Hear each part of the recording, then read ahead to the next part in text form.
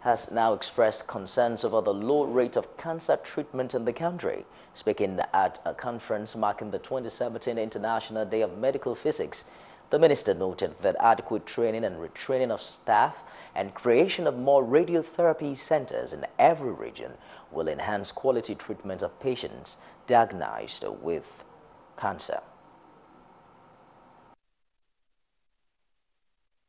Use radiant energy to treat cancer by way of radiation. President of the Nigerian Association of Medical Physics, Professor Moses Aweda, says the aim of the conference is to provide a forum for young and well-experienced staff, students and researchers in medical physics to relate closely on latest ideas and discoveries in specialized fields. Medical physicist is a health professional with background education in physics and specialized training in the concepts and techniques of applying physics in medicine. The 2017 International Day of Medical Physics is innovation and development in medical physics. A World Bank official, Dr. Kama Rogo, says Africa has the largest burden of diseases in the world and the lowest and accessible healthcare delivery to its citizenry. Dr. Rogo, who is the lead health specialist in Africa World Bank Group, discussed this when he led officials of World Bank and Farm Access on a courtesy call on the Kwara State Governor, Dr. Abdul Fattah Ahmed, at the Government House in Ilorin. He attributed the current state of health in Africa to inadequate finances compared to its rapidly growing population and poverty level. Whereas in Africa, this movement is a big challenge because of where we are coming from. That we still have the biggest burden of disease, we still have the lowest levels of access to health care, and even when it is there, the quality is often not where it should be. Dr. Rogo expressed readiness of his group in supporting the state government to provide affordable as well as accessible healthcare delivery to the people. The Tinkan Island Command of the Nigeria Customs Service has collected over 237 billion naira between January and October 2017 in revenue generation. The figure, according to a statement by the command's public relations officer Uche Ejeseme, is against the over 207 billion naira in 2016. The Customs Area Controller Bashar Yusuf, while recalling the giant strides of the command, says the command has been repositioned for greater functionality. He pointed out that the command has developed operational templates which were carefully articulated to encompass adherence to due diligence on the part of stakeholders and entrenchment of professionalism as well as integrity on the psyche of officers. He says the command relied mostly on capacity building, training and retraining to extract reasonable level of professional integrity from the officers, which ultimately led to the increase in revenue collection. He also expressed his appreciation for the support of the Controller General of Customs and promised to redouble his efforts at this time of the year when business activities are expected to be on the increase. Now, members of the Non-Academic Staff Union College of Education Ikere-Ekiti in Ekiti State on Tuesday blocked the entrance of the college in protest of the non-payment of 3 months deductions by the management of the college. Addressing newsmen, Chairman, Non-Academic Staff Union of the institution, Comrade Kende Olatunji, says the protest became imperative after exhausting every avenue to dialogue with the management. They all of deductions. 3 months deductions. Great Nasu. I want to authoritatively tell you now that the provost of the College of Education is not doing cooperative. Bossa is not doing cooperative. And some of them that are not doing cooperative, and they are taking their salary in full. However, the college deputy registrar, Olu Aturamo, commended the actions of the workers, saying the paucity of fund affects every facet of life in the country. Quite a lot of misinformation going on because this is a very peculiar union. It's very easy. So many of them are not educated. They are gullible. Whatever their leaders tell them is what they believe. But they would have given us chance to explain things to them. What is going on in the country is not peculiar to College of Education in Ekiti or the institutions in Ekiti alone. We are not the only institution in Ekiti and even in Nigeria that has not been given subvention. You know, so, and this is why there's no way this college can survive without subvention. Meanwhile, chairman of the institution's governing council, Babatope Alo, appealed to the protesting workers to embrace dialogue as solution to the lingering crisis in the institution. I am pleading with you people. It is under an atmosphere of peace and tranquility that matters can be resolved. Please, I am pleading with you. Because the more we are having crisis in this college, the more we retrogress. And this college will never retrogress in Jesus' name. Amen. In fact, I want to tell you that I have come here to work with open mind and for the progress of this college. Efforts to get the school's provost, Professor Bujisola Onyerekwa, proved abortive as she was said to be away in Abuja. We'll take another break and we'll be back with more stories. Don't go away. Welcome back. The Anambra State Police Command has denied the rumor circulating on social media that its men intercepted a vehicle conveying items suspected to be fake ballot papers. Contrary to the report that a van conveying the illicit materials were found in the possession of an unnamed APC chieftain who was arrested and taken to the police headquarters. However, the police commissioner Garba Omar and the police public relations officer ASP Nkiru Nwode, who both declined to talk on camera, in their separate remarks say the story is not true and should be regarded as mere rumors. It is not true. I can say people are afraid of force. You understand it? So they now went out to say anything they like. It is not true. We've not even known or seen the color of the ballot paper. So there's no how something you've not seen, so you've not known, you'll be caught with it. So it's not true.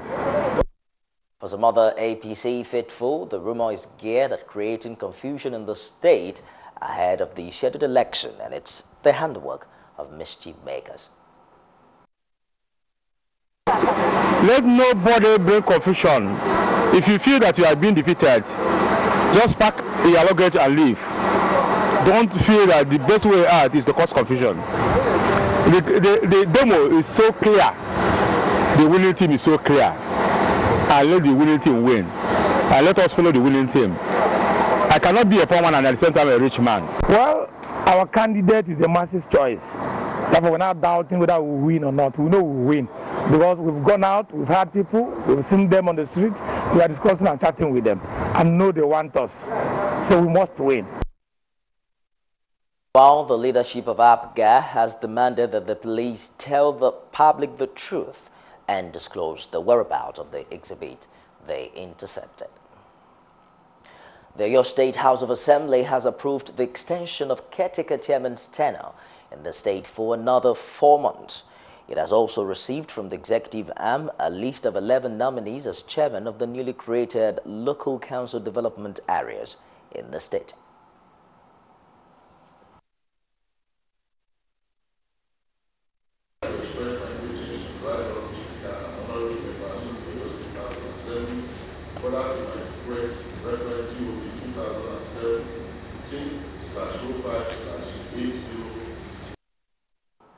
Responding to the letter, Majority Leader Honorable Abdulwasiu Musa noted that the receipt of the letter is an indication that local government elections will soon be conducted in the state, calling on his colleagues to approve the extension.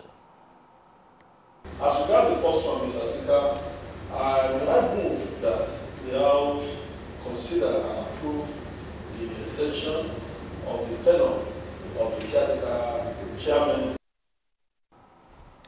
In another development, the Assembly on the matter of urgent matters has decried last Saturday's auto crash which occurred along Monia-Iseyin Road where 4 persons died and others were injured.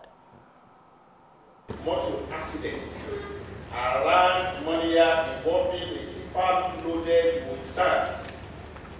It was reported that 10 people suffered varying degrees of injuries, while about 4 people lost their lives, including... People are not well educated on the importance of this exercise. Hence, they are not cooperating with the officials from the National Population Commission. A chieftain of the People's Democratic Party in Oyo State, Chief Saka Balogun, has blamed the last weekend parallel Congress for the election of state officials and the disagreement between old members of the party and new entrants in the state. He says some of the leaders and delegates backed out of an agreement made earlier.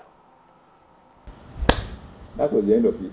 We were all shocked when we had that Saturday morning that they were organizing a parallel Congress. I don't think that would be really regarded as a parallel Congress. One, because we had agreed on all the other offices except the chairmanship. And that is under the signature of all the leaders. He added that it's important for leaders and members of the party in the state to set aside their differences and be united for the purpose of effecting positive change. My appeal is that the more united we are, the stronger we become, and vice versa. And we should realize that our people have suffered enough under the regime of the APC, particularly in Oyo State, for 8 years.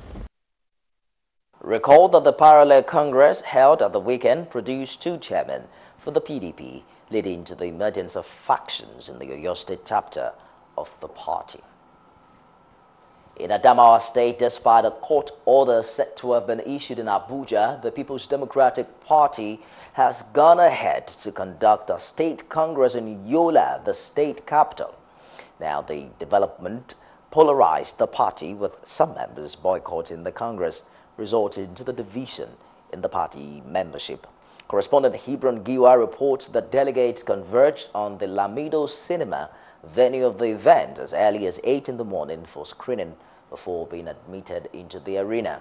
Meanwhile, the newly elected chairman of the party, Barrister A.T. Shehu, in his acceptance speech, applauds the giant strides of the delegates for the confidence reposed on him and promised to take the party to the next level.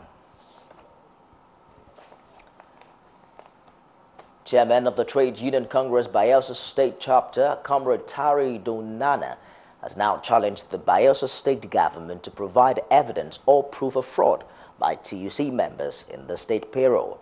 He made the disclosure in Yenegua while speaking on the allegation leveled against the union for allegedly smuggling names of ghost workers into the state's salary structure. In the first place, I don't want to believe that there are payroll racketeering or payroll fraud as generally being claimed. But if there are, we believe in evidence. Let the evidence speak for itself, so that we on the labor side we can able to see those facts and know how to handle them. He stressed that the verification exercise of the state government exonerates the union of any fraud-related case. But this government has come in with the vision of a lot of verification right from 2012 to date. And if all these series of verification have been carried out and these payroll frauds have not been eliminated, then I begin to ask, where is this fault coming from? Recall that the Bayelsa State Governor, Seriake Dixon, had blamed the number of ghost workers identified in the state payroll on the TUC, who was said to have allegedly smuggled fictitious names into the State Civil Service Commission by conniving with some top government officials. The federal government and corporate bodies have now been called upon to invest more on women development in the society. The call was made by life coach Funke Felix Adejimo while speaking with Galaxy News correspondent on the plight of women in the Nigerian society. The president, Funke Felix Adejimo Foundation, says it's time government and corporate bodies rose to their responsibilities and provide formidable platform for training and financial aid for women. She claims that to attain a stable and crime-free society, women must be empowered to be able to nurture their homes without any hindrance. Women, elderly people, young people, I think we need to wake up in that area, talking about our government. Also, individuals that God has blessed need to do more, like we are here today. You know, philanthropists need to do more as the Lord blesses them to help the less privileged and pull their hands up.